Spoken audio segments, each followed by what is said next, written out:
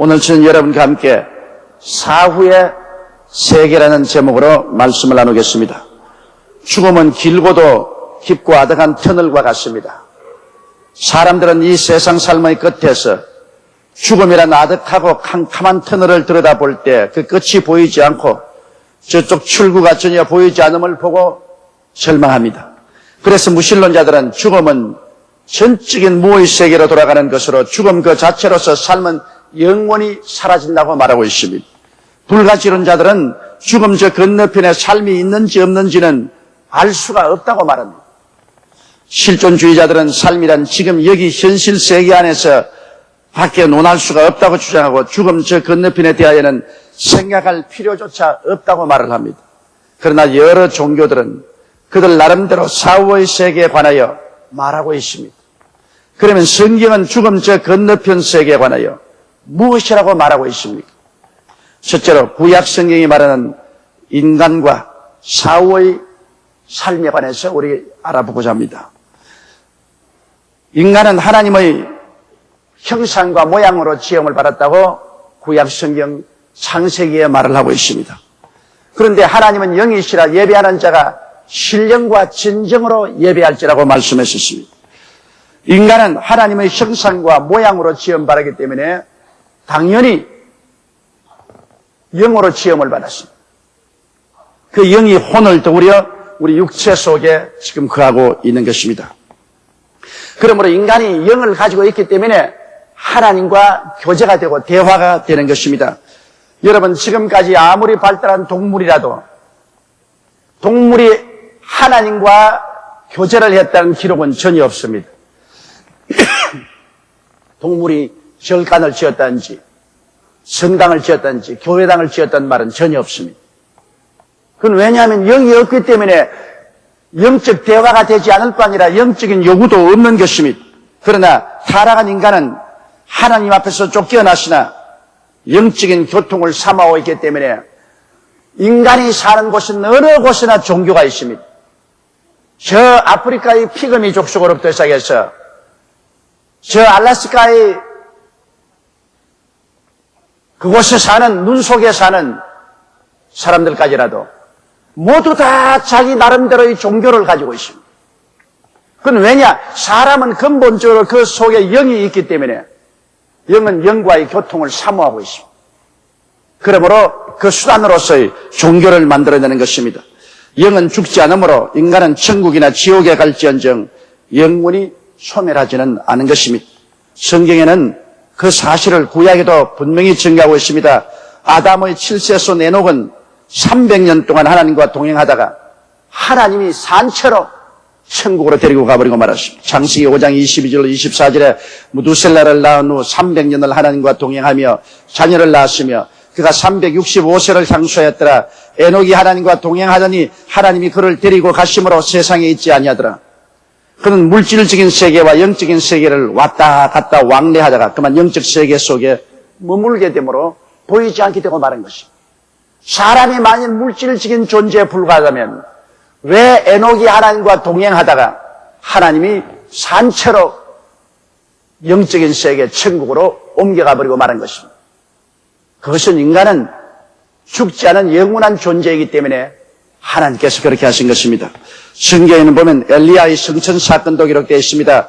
엘리야는 그 제자 엘리사가 보는 앞에서 갑자기 하늘에서 불말과 불수레가 나타나서 엘리야를 엘리사와 띄워놓고 엘리야는 불수레를 타고 하늘로 올라갔습니다.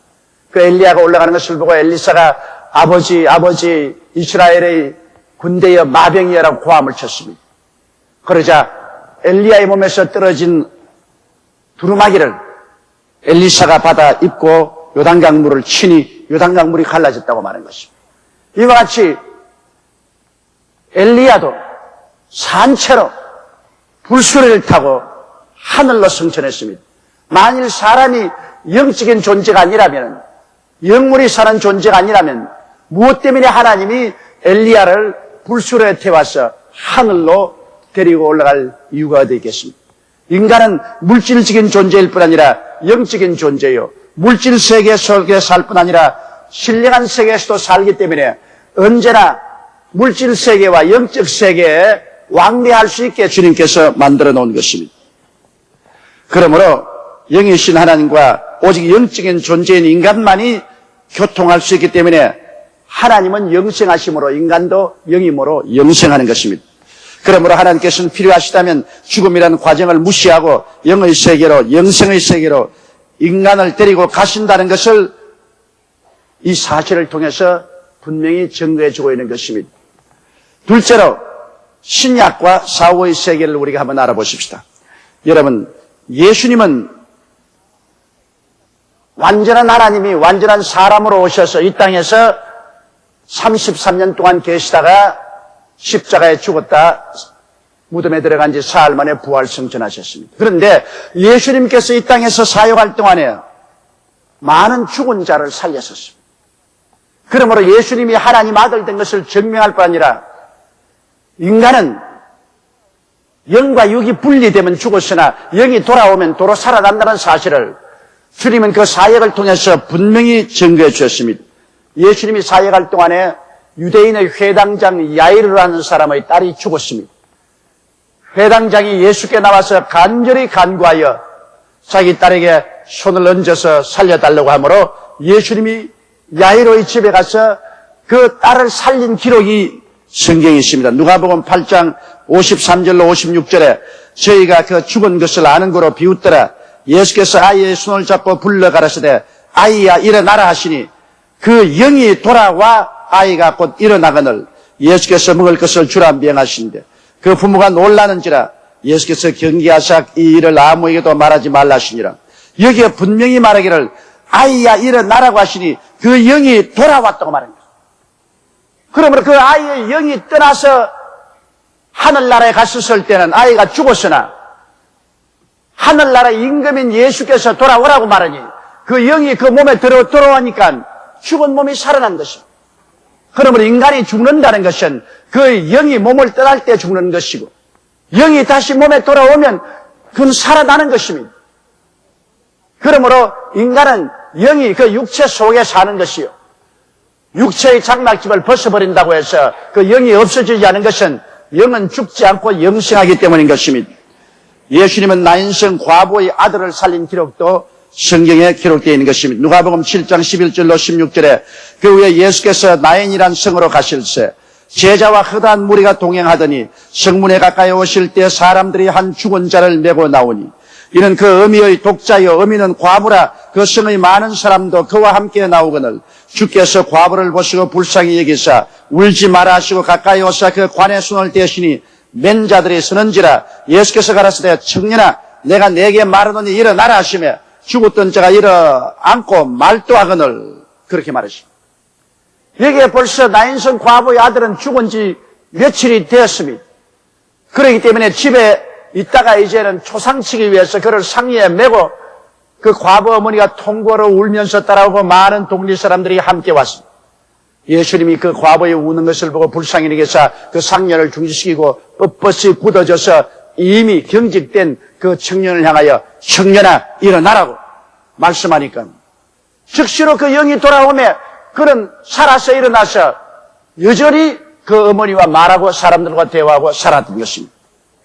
여기에서도 인간은 물질적인 존재에 불과한 것이 아니라 영이 돌아오면 언제나 아무리 죽은 자라도 살아난다는 사실을 보여주고 있는 것입니다.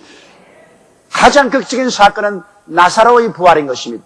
나사로는 죽은 지 벌써 나흘이 되고 무덤에 장사되어서 썩은 냄새가 났습니다. 그러므로 그의 여동생인 마르다와 마리아는 극구 무덤 문을 열어놓기를 거부했습니다. 그러나 예수님은 무덤 문을 옮겨 놓으라고 명령하시고 난 다음 무덤 입구에 서서 나사로야 나오라고 고함을 치시니까 나사로가 그 수의를 입은 채 몸이 동여 묶인 채 그는 나왔습니다. 예수님이 풀어놓아 다니게 하라고 하니까 풀어놓으니 말짱하게 살아났습니다. 그는 무덤에 들어가서 이미 그 몸이 부패했습니다.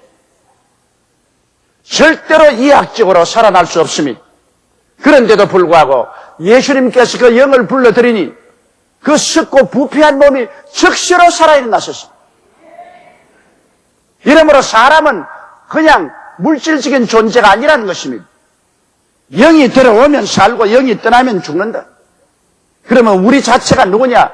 우리는 영이 마음을 더우리어 육체 속에 지금 살고 있을 따름인 것입니다. 우리의 참 모습은 영이요, 육체가 아니라는 것을 성경은 보여주고 있는 것입니다.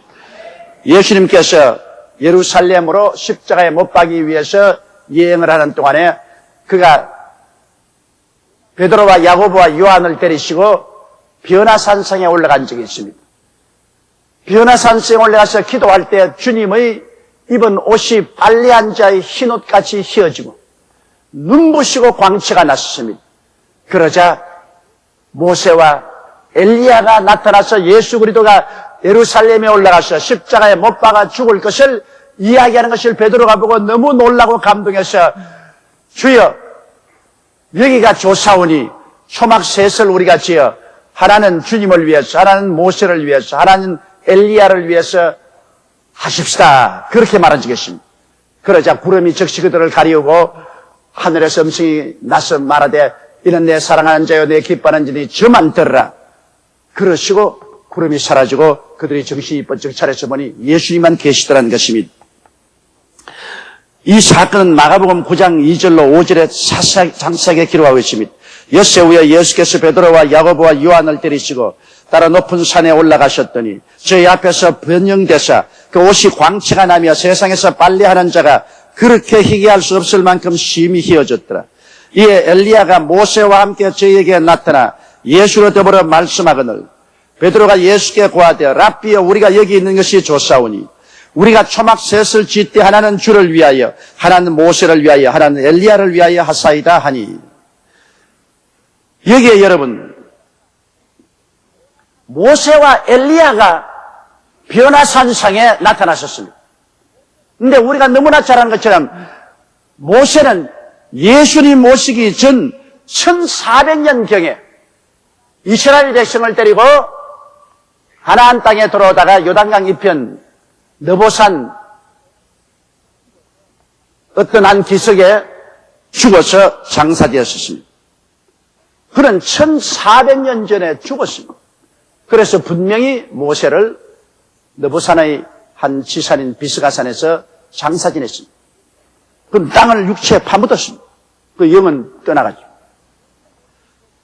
그리고 엘리야는 예수님 오시기 전 850년경에 그는 죽지 않고 그 몸을 가진 그대로 성천에 올라가셨습니다. 그런데 예수님이 변화산상에서 기도할 때 예수님을 돕기 위해서 나타난 사람이 율법을 대표하는 모세와 예언을 대표하는 엘리야가 나타나서 율법에 기록한 대로 예언된 대로 예수님은 예루살렘에 가서 죽었다가 사흘 만에 부활할 것을 주께 보고하는 장면입니다. 여기에 보니까 죽어서 몸을 땅에 파묻고 영만 올라간 모세, 그나 몸체로 그대로 올라간 엘리야나 똑같이 신령한 몸으로 나타나서 예수님께 보고를 하고 있는 것입니다. 여기에 보게 될 때 그러므로 사람은 몸 안에 있으나 몸 밖에 있으나 똑같다는 것입니다. 몸 밖에 나간 사람도 신령한 몸 그대로 있고 몸 안에 있어 몸을 가지고 올라간 사람도 신령한 사람으로 변화되어 버리고 만다는 것입니다. 이 혈과 육은 문제가 아니라 이 속에 있는 영이 중요하다는 것입니다. 그러므로 1400년 전에 죽은 모세도 840년 전에 불술에 타고 올라간 엘리야도 죽고 사라진 것이 아니라 예수님에게 1400년 후에 나타나시고 850년 후에 나타나서 그리스도에게 보고하고 있는 것입니다. 그러므로 여기에 보면 분명히 사람은 죽어 사라지는 것이 아니라 육체와 흙과 육은 사라져도 영혼은 영생한다는 사실을 여기에 너무나 똑같이 보여주고 있는 것입니다. 여러분 더구나 예수님의 죽으심과 부활하심을 보십시오. 예수님은 우리와 똑같이 어린아이로 인간으로 출생하여 우리와 똑같이 33년간 성장하셨습니다. 예수님이 인간의 모든 고통을 당하시고 십자가에 죽으실 때 그의 우편 강도와 좌편 강도가 함께 못 박였는데 우편 강도가 예수께 말했습니다. 주님 오실 날에 나를 기억하소서. 그때 예수님이 뭐라고 했습니까? 오늘날 너는 나와 함께 낙원에 있으라고 말하셨습니다. 분명히 그는 십자가에 못 박혀 있는데도 불구하고 주님께서는 너가 나와 함께 낙원에 있으라고 하는 것입니다. 그러면 그 육체가 낙원에 내려갔습니까? 아닙니다. 그럼 뭐가 낙원에 내려갑니까? 예수님의 영혼이 낙원으로 내려갔고 그 우편 강도의 영혼이 낙원에 내려간 것입니다. 너희는 오늘 나와 함께 낙원에 있으리라. 여기에서 주님께서 우리 죽어 없어진다 그렇게 말하지 않았었습니다. 우리 죽고 난 다음 미래가 어떻게 될지 불투명하다 그렇게 말씀하지 않았었습니다. 예수님께서는 분명히 십자가에 못 박여 죽어간 그 우편 강도를 바라보고 당신도 십자가에 못 박여 있으면서 너는 오늘 나와 함께 낙원에 가 있으리라고 말하신 것입니다. 우리가 실제 환경을 보면 예수님의 몸은 낙원에 있지 않고 무덤에 들어갔고 우편 강도는 다리가 잘라져서 죽어서 장례 지냈습니다. 그럼에도 불구하고 육체는 이와 같이 죽었으나 그 속 사람은 낙원으로 내려간 사실을 우리가 알 수 있는 것입니다. 예수님은 인간 모습 그대로 육의 몸이 신령한 몸으로 변화되는 것을 부활절을 통해서 보여주셨습니다. 예수님께서 분명히 낙원에 내려갔다가 그 다음 그 육체의 몸에 들어오셔서 그 몸으로 부활하셨습니다. 그 몸이 무덤에 남아있지 않았었습니다. 대표적인 인간으로 주님께서는 죽으시고 대표적인 인간으로 부활하신 것입니다. 인간은 죽음으로 끝이 나지 않는다는 것을 여기에 보여주셨습니다. 고린도전서 15장 44절로 45절 보면 육의 몸으로 심고 신령한 몸으로 다시 사나니 육의 몸이 있은즉 또한 신령한 몸이 있느니라. 기록된 바 첫 아담은 산영이 되었다함과 같이 마지막 아담은 살려주는 영이 되었느니라. 마지막 아담 예수 그리스도를 구주로 믿으면 예수님은 살려주는 영이 되어서 육의 몸이 있은즉 신령한 몸도 있나니라. 이 육의 몸이 없어진다고 해서 이 속에 살고 있는 신령한 몸이 사라지는 것이 아닙니다. 육의 몸이 없어질 때는 신령한 몸이 살아 일어나는 것입니다. 이러므로 죽어서 육의 몸으로 심으면 우리는 신령한 몸으로 다시 살아서 주님과 함께 영원히 거하게 되는 것입니다. 이렇기 때문에 여러분 죽음 그 자체가 우리를 없애버리는 것이 아닙니다. 셋째로 사도시대와 사후의 세계를 우리가 알아보십시다. 사도들은 예수님이 부활하시고 난 다음 계속적으로 나타나신 것을 보고 난 다음 사람은 죽어서 사라지는 것이 아니라 영원히 산다는 것을 알고 대단히 담대해졌습니다. 그래서 주를 위해서 죽어도 영원히 산다는 뚜렷한 확신을 그들은 얻게 되었습니다. 그들은 부활하신 예수 그리스도의 몸을 만져보기도 하고 부활하신 예수 그리스도와 함께 앉아서 식탁을 같이 하기도 하고 부활하신 예수 그리스도 앞에서 교훈을 받기도 했습니다. 이러므로 그들은 눈으로 보고 귀로 듣고 손으로 만져보고 예수님이 부활한 사실을 너무나 뚜렷이 알았기 때문에 사람으로서 죽으나 또 신령한 사람으로서 영원히 산다는 사실을 그들은 마음에 뚜렷이 알았었습니다. 그런데 주님의 제자인 베드로도 죽은 자를 살렸었습니다. 그가 요바에 가서 다비다라는 여자가 죽었는데 그가 평소에 너무나 착한 일을 많이 한지라 그를 따르던 수많은 사람들이 요바에 있는 베드로를 불러서 다비다를 살려달라고 했습니다. 그래서 그가 가니까 다비다를 씻겨서 다락 위에 얹혀놓은지라 그가 가서 사람들 다 내려보내고 하나님께 무릎을 꿇어 기도하고 난 다음에 돌아보고 다비다야 일어나라고 하니까 즉시로 일어나 살아났습니다. 예수님이 죽은 자를 살린 것처럼 베드로도 죽은 자를 살렸었습니다. 그가 일어나라고 하며 그의 영혼이 돌아와서 그는 살아난 것입니다. 사도 바울 선생도 죽은 자를 살린 것을 기록하고 있는 것입니다. 드로아에 가서 바울 선생이 주일날 설교를 아침부터 시작한 것이 그 이튿날 새벽까지 설교를 하므로 창에 앉아있던 유두고가 너무 졸려서 그만 창에서 떨어져서 죽었습니다. 저는 가끔 가다가 설교할 때 성도들이 조는 것을 보고 아이고 내가 기도가 부족해서 조는구나 그렇게 생각하는데 바울 선생 설교 듣다가도 졸았다고요. 그러니까 조는 것은 팔자라. 그것은 설교하는 사람이 은혜가 없어서 조는 것이 아니라는 것을 바울 선생에서 위로를 받은데 바울 선생같이 하나님의 기름 부은 위대한 종이 설교하는데도 유두고가 삼성 창문에 앉아가 너무 졸다가 떨어져서 그만 죽었어요. 그래서 사람들이 전부 탄식을 하고 청년이 죽었다고 할 때 바울이 내려가서 그 위에 엎드려서 기도하고 난 다음 생명이 그 속에 있다고 일으키니까 그가 안 죽고 살아났었습니다.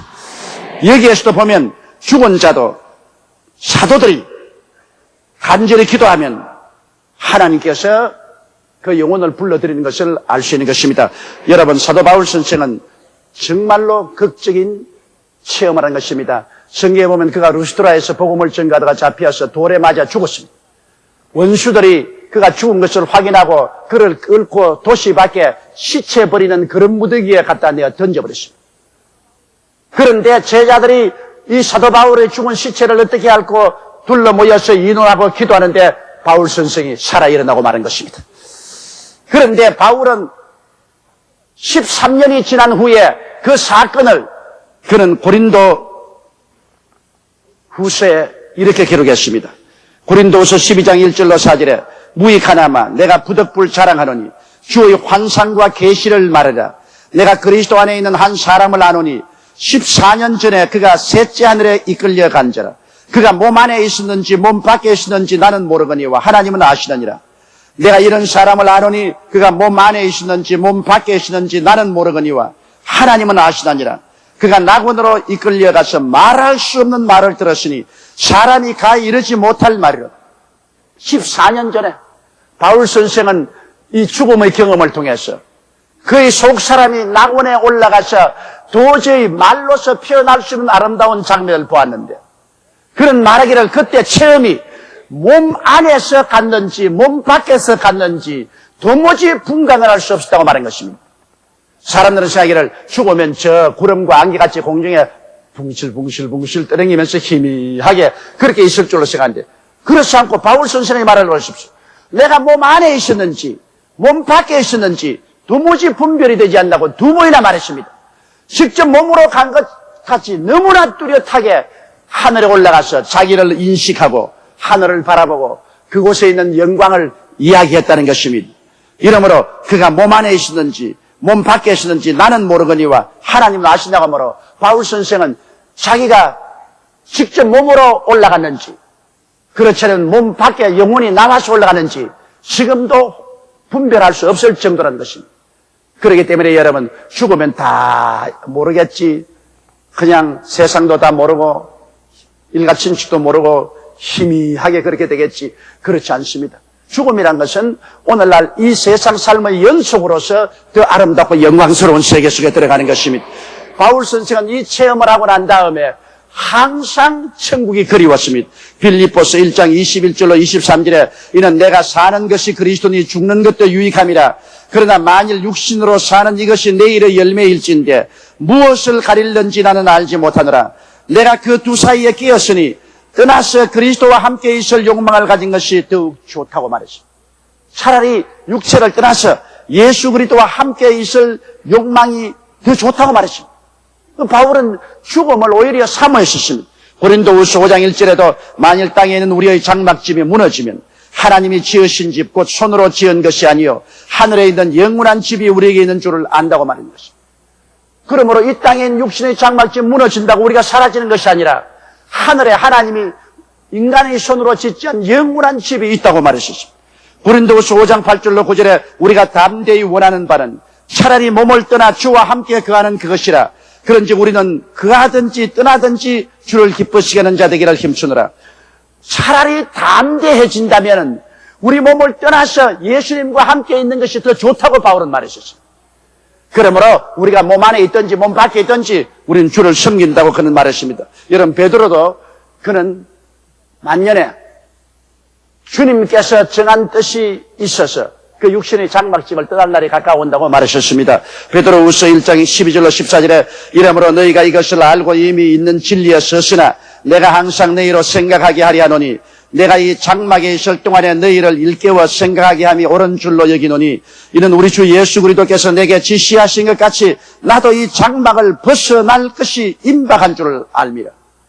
베드로가 죽기 전에 말했습니다. 내가 이 장막을 벗어날 시간이 임박한 줄 알았는데 장막은 뭡니까? 천막입니다. 내가 천막 안에서 살다가 이 천막집을 벗어버리고 떠날 날이 가까웠다고 말했습니다. 내가 이 땅에서 사라질 날이 가까웠다고 말하지 않았습니다. 내 장막집에 살다가 주님께서 말씀하신 대로 이 장막집을 벗어버리고 주님께로 나아갈 기한이 가까워왔다고 그는 말을 했습니다. 더구나 사도 요한의 체험을 보십시오. 사도 요한은 그가 로마 10대 황제의 핍박 때 네로 때 잡혀서 밤모섬에 유배를 갔을 때 주일날 기도하다가 하나님께서 그에게 놀라운 환상을 보여주셨습니다. 요한계시록 4장 1절로 6절에 이일 후에 내가 보니 하늘에 열린 문이 있는데 내가 들은 바 처음에 내게 말하던 나팔 소리 같은 그 음성이 가로되 이리로 올라오라. 이후에 마땅히 될 일을 내가 내게 보이리라 하시니라. 내가 곧 성령에 감동하였더니 보라 하늘에 보좌를 베풀었고 그 보좌 위에 앉은 이가 있는데 앉으신 이의 모양이 벽옥과 홍보석 같고 그 무지개가 있어 보좌에 둘렸는데 그 모양이 녹보석 같더라. 또 보좌에 둘러 24 보좌들이 있고 그 보좌들 위에 24 장로들이 흰옷을 입고 머리에 면류관을 쓰고 앉았더라. 보좌로부터 번개와 음성과 내성이 나고 보좌 앞에 7 등불 켠 것이 있으니 이는 하나님의 7 영이라. 보좌 앞에 수정과 같은 유리바다가 있고 보좌 가운데 보좌 주위에 네 생물이 있는데 앞뒤에 눈이 가득하더라. 여기에 사도 요한은 밤모섬에서 하늘로 들려 올라가셨습니다. 하늘의 문이 열리고 그는 하늘 문을 통해서 하늘에 들려 올라가서 거기에 하나님이 보좌에 앉아 계시고 그리고 24 장로들이 앉는 거 보았습니다. 12장로는 구약을 대표하고 12장로는 신약을 대표합니다. 그 구약의 구원받은 사람, 신약의 구원받은 대표들이 이미 면류관을 쓰고 흰옷을 입고 보좌에 앉은 것을 보았었습니다. 그러므로 사람은 죽어서 사라지는 것이 아니라 하늘 문이 열리고 하늘로 올라간다는 사실을 사도 요한은 여기에 뚜렷하게 체험했었습니다. 예수님께서는 요한복음 14장 1절로 3절에 너희는 마음에 근심하지 말라. 하나님을 믿으니 또 나를 믿으라. 내 아버지 집에 거할 곳이 많도다. 그래서 너희에게 일러시리라. 내가 너희를 위하여 처소를 예비하러 가노니 가서 너희를 위하여 처소를 예비하면 내가 다시 와서 너희를 내게로 영접하여 나 있는 곳에 너희도 있게 하리라고 말씀하신 것입니다. 그러므로 우리가 한 사람 한 사람 죽음을 당할 때 예수님이 와서 우리를 데리고 주님이 예비한 영원한 처소에 가시겠다고 말씀하신 것입니다.